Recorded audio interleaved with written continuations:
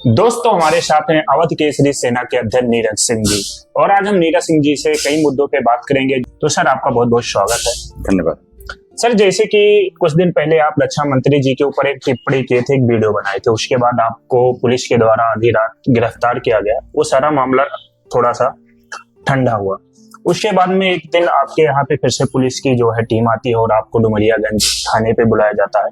और जिस समय पुलिस आई थी उससे पहले आपने एक वीडियो बना के डाला था और आपने ये कहा था कि यदि मैं वापस नहीं आऊं तो पुलिस के पास ही मैं हूँ, मेरी जो जनता है, मेरा जो सेना है, मेरी जो संगठन है, उसे ये सारी चीजें पता होना चाहिए। तो वो क्या वाकया हुआ था? देखिए, उस दिन जो है अचानक मुझे चौकी इंचार्ज का फोन आया, डुमरियाडी चौकी इंचार्ज का, और वो पूछे मुझसे कि नीरज जी कहाँ हो। तो हमने कहा कि हम घर पे हैं। तो बोले कि ऐसा है कि आप डुमरियाडी चौकी पर आइए और कुछ काम है। तो हम पूछे क्या काम है। तो सबसे पहले वो बताए कि ऐसा है कि आपको एक नोटिस देनी है और आइए कुछ साइन वगैरह आपका लेना है। चूंकि होली के पहले का प्रकरण था तो होली त्योहार भी था जो है। तो फिर इसके बाद में जो है हम वही तैयार हो रहे थे। तो अपने टीम, हमारे जो मतलब मेंबर हैं, हमने राघवेंद्र प्रताप जी, नील ठाकुर, सूरज उपाध्याय, अमित मिश्रा, संतोष भाई, सबको जानकारी दी कि चौकी इंचार्ज का फोन आया है और मुझे कुछ ऐसा बात लग रहा है कि हो सकता है कुछ दाल में काला लग रहा है, क्योंकि स्पष्ट रूप से कुछ बता नहीं रहे थे। तो इसके बाद में जो है फिर गोंडा की पूरी टीम जो है और सभी अधिवक्ता साथी और हमारे जितने भी शुभचिंतक थे, करीब 100-150 की तादाद में हम लोग डुमरियाडी इकट्ठा हुए। और इसके बाद में जो है जितने अधिवक्ता साथी और बाकी सब अवध केसरी टीम चौकी पर गई। तो उनको पता चला कि दिल्ली में जो है मुकदमा लिखाया गया है, दूसरा मुकदमा एक ही मामले के मतलब जो है ऊपर दिल्ली राज्य में। चूंकि गाजियाबाद में इसके पहले मुकदमा था ही जो है, जिसमें 16 तारीख को मुझे उठाए थे। तो ये दूसरा मुकदमा था दिल्ली के जो है लिखाया गया था। तो दिल्ली से पुलिस आई है और आपको जो है दिल्ली ले जाना चाह रहे हैं। इसके बाद जो है हम कुछ समझ पाते और तब तक करीब मान के चलिए कि कुछ नहीं तो एक करीब 40-45 की संख्या में पुलिस अधिकारी, जिसमें महिला पुलिसकर्मी भी थी और बड़े बड़े अधिकारी थे, सभी जो है हमारे घर की तरफ कूच कर दिए मुझे पकड़ने के लिए। चूंकि मैं घर पे नहीं था तो मुझे जानकारी लगी। तो मैं जब तक समझ पाता तब तक जो है मैं थोड़ा हट गया, साइड में हट गया जो है। बोला चलो देखते हैं क्या हुआ। तो ये लोग जो है, अब आप बताइए कि एक मामला हुआ, मान के चलो हमने हत्या कर दी। तो जब हम एक हत्या किए हैं तो क्या एक हत्या के उस क्रम में क्या आप जितने भी देश में थाने हैं, 1,50,000, क्या सभी थानों में हमारे जो है एक हत्या का मुकदमा लिखवाएंगे? हमने एक गुनाह अगर किया है तो एक थाने में मामला दर्ज होगा। अब ये पता लग रहा है कि 27 राज्य में मुकदमा लिखाया गया है मेरे खिलाफ। 27 प्रदेश में मुकदमा लिखाया गया है। मेरे ख्याल से बिहार में मुकदमा नहीं लिखाया गया है। लेकिन पता नहीं लग पा रहा है कि मुकदमा किस थाने में और कौन से प्रदेश में कौन से थाने में लिखाया गया है। तो हम लोग भी अपना जांच पड़ताल कर रहे हैं। अभी बहुत सी चीजें, तस्वीर खुलकर सामने नहीं आ रही हैं, क्योंकि एक ही जनपद में 20-25 थाने हैं। तो प्रदेश में तो बहुत से थाने होते हैं। अब इतना थाने का सर्च कौन करे? तो ये सारी दिक्कतें आ रही हैं। बहरहाल जिस तरीके से मुकदमा पता चल रहा है तो फिर हम लोग उसी प्रकार से रणनीति और तैयारी बना रहे हैं। और अगला हमारा लक्ष्य है कि हम जो है सुप्रीम कोर्ट जाएंगे और सुप्रीम कोर्ट के वकील साहब से भी हमारी लगातार बातचीत चल रही है। तो जितने भी प्रदेश में मुकदमे लिखाए गए हैं उन सभी मुकदमों को एक जगह जो है सुप्रीम कोर्ट में लाकर और एक जगह सुनवाई की जाएगी और फिर आगे देखते हैं क्या होता है। तो बाद वाली बात है, अभी धीरे धीरे पहले मुकदमा पता चले। तो ये सारी चीजें हैं। आप सरकार की तानाशाही देख लीजिए कि एक मामले में 27 प्रदेश में मुकदमा लिखाए हैं और बाकी हम क्या कहें, जनता तो खुद ही जानती है। अच्छा सर, जैसे कि आप कल 7 मार्च को एक आह्वान किए थे कि दिल्ली चलो और हम यूजीसी के खिलाफ धरना प्रदर्शन करेंगे, लेकिन उसके बाद आपके घर पे पुलिस आती है और आपको घर पे ही जो है कहती है कि आप घर पे ही रहो, नजर बंद कर देती है। तो ये क्या पूरा वाकया हुआ? देखिए, हम लोगों को कुछ इस मामले में भी नहीं मालूम था। हाँ, हम लोग दिल्ली जाने की तैयारी थी। मैं सोशल मीडिया पर बहुत सी चीजें, क्योंकि आज के डेट में जितने भी युवा साथी हमारी बातें सुन रहे हैं, मैं उन सभी युवा साथियों को कहना चाहता हूँ कि कोई भी कार्य आप कीजिए, कोई भी रणनीति बनाइए तो सोशल मीडिया से उस रणनीति को जो है दूर रखिए। क्योंकि सोशल मीडिया का जमाना है कि जरा भी आप कुछ लिख दिए या कह दिए तो वो जो है पूरा जो है देश भर में फैल जाता है और जितने भी आला अधिकारी हैं उन तक पहुंच जाती है बात। तो बहुत सी चीजें हैं कि गोपनीय तरीके से रणनीति बनाई जाती है। दिल्ली जाने का प्लान था और टीम तैयार भी थी, सारी चीजें मतलब प्रक्रिया में थी हम लोगों के। लेकिन सुबह जो है करीब वही 8-9 बजे हम लोग वही घर से जैसे तैयारी कर रहे थे तो चौकी इंचार्ज का फोन आया कि कहाँ हो। मैं बोला घर पे हूँ। तो इसके बाद में जो है ज्यादा कुछ नहीं बोले, कुछ काम है। मैं बोला बताइए, बताए नहीं। और इसके बाद में जो है मैं देखा कि जब तक मैं नहा रहा हूँ, नहा कर निकल रहा हूँ, तब तक मेरे घर पे करीब 12 से 15 जो है पुलिस अधिकारी जो है आ गए। और ये मतलब जो है मुझे बताया गया कि आपको नजरबंद किया जाएगा, आपको हाउस अरेस्ट किया जाएगा, आप दिल्ली जाने वाले हैं, आप यूजीसी आंदोलन में जो है शामिल होना चाहते हैं तो इस वजह से आपको नजरबंद किया जाएगा ताकि आंदोलन का आप हिस्सा न बन सके।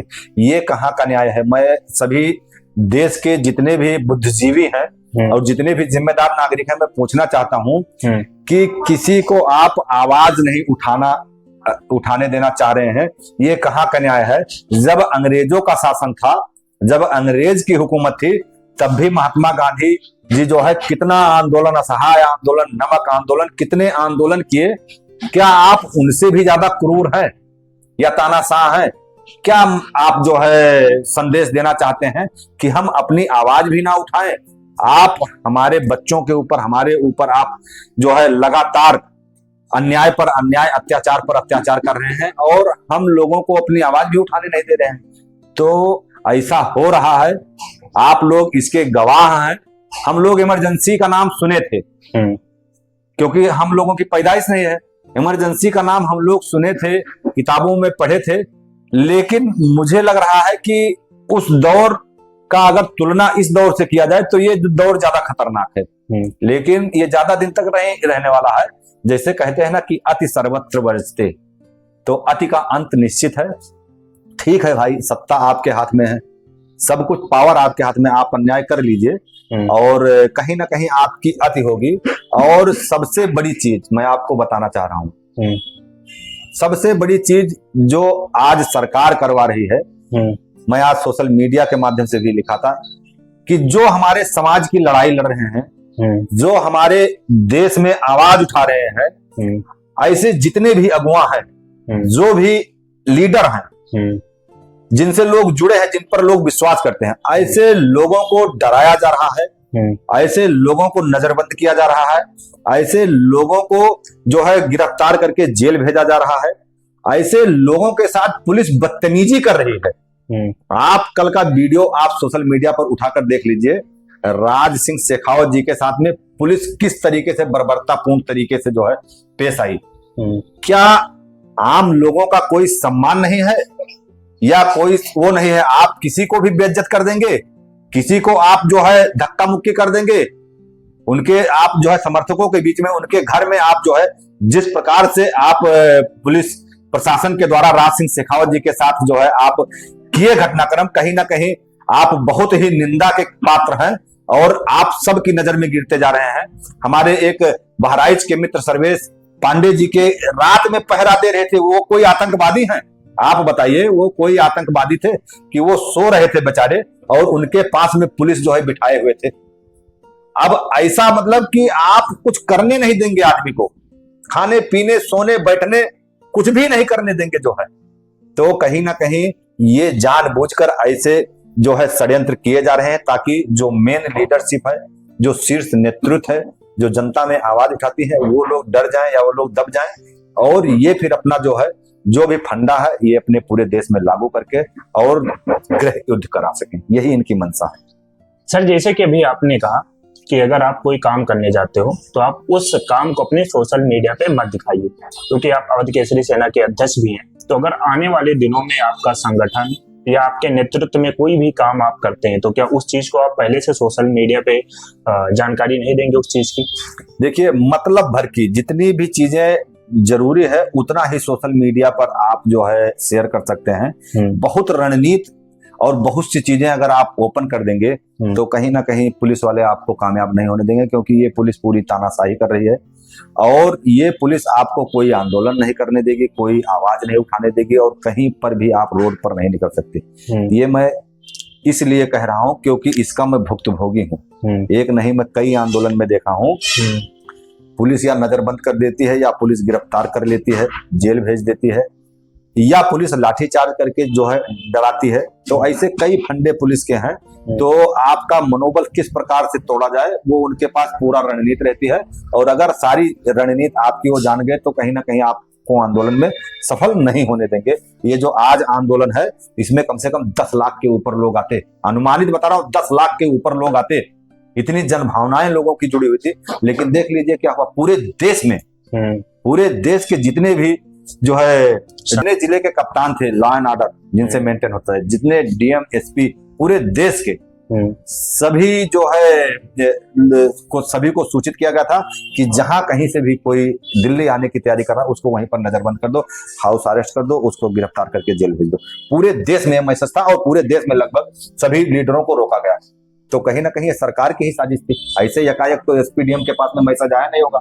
ये पूरी रणनीति, पूरी साजिश का हिस्सा था। आप परमिशन देते हैं और उसके बाद जब आवाज उठाने के लिए लोग जो है तैयार होते हैं तो आप उनको रोक देते हैं, घर में अरेस्ट कर लेते हैं, उनकी बेइज्जती करते हैं, उनके साथ धक्का मुक्की करते हैं। ये कहाँ का न्याय है?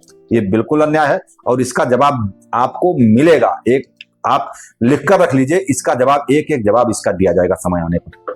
अच्छा सर, एक चीज देखा जाए, आज भाजपा सरकार जैसे कि देश में अगर कोई अपनी आवाज उठाना चाहता है, क्योंकि भारत आजाद है और आजाद भारत का एक संविधान है जो सबको अधिकार देता है कि आप अपनी आवाज को रख सकते हो, अपनी आवाज उठा सकते हो, अपनी मांग को रख सकते हो।